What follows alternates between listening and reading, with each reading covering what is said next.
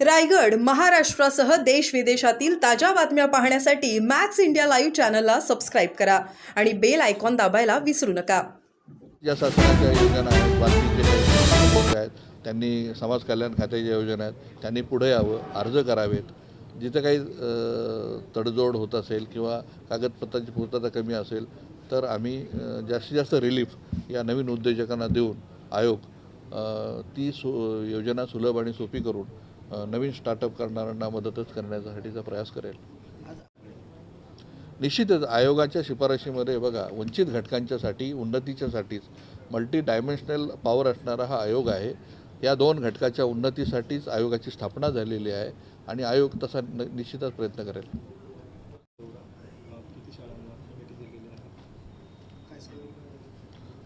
चार शाळांना आपण भेटी दिल्या, काही छोट्या मोठ्या त्रुटी होत्या, समाज कल्याणच्या अधिकाऱ्यांना आपण तशा सूचना दिलेल्या आहेत आणि मुख्य कार्यक्रम हा संविधान महोत्सवाचा आहे। त्यात मी पाहुणा म्हणून, वक्ता म्हणून मला त्यांनी बोलवलेलं आहे।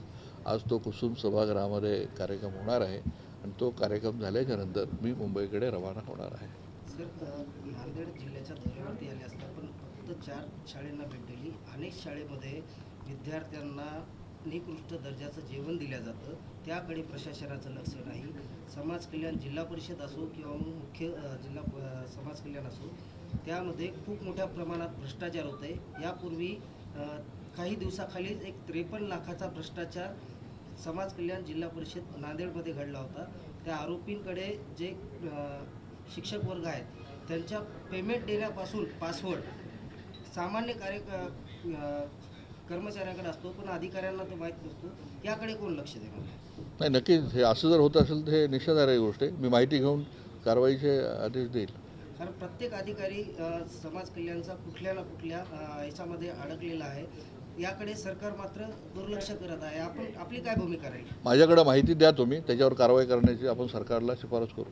आपण जिल्हा परिषद प्रशासनाची बैठक लावून त्याची जर माहिती घेतली तर आपल्याला मिळणार नाही का? नक्कीच पुढच्या काही दिवसामध्ये आपल्या सूचना नक्कीच मी प्रशासनाकडे बैठक लावून पुढच्या निश्चितच याच्यावर कारवाई करण्याचा प्रयत्न करेल। माहिती घेऊन मी या सगळ्या गोष्टीचा परामर्श घेईल। चंद्रकांत हांडोळे साहेब मंत्री असताना अनेक उद्योगांच्या माध्यमातून या ठिकाणी निधी देण्यात आला आहे, पण अद्याप ते उद्योग चालू करून बंद पाडण्यात आले। यावरती काय ॲक्शन घ्याल? आता त्याची माहिती माझ्याकडे काही तो डाटा नाही आहे आयोगाकडे। ती माहिती घेऊन मी त्यावरती काय सुधारणा करता येतील त्या सरकारला शिफारशी करू।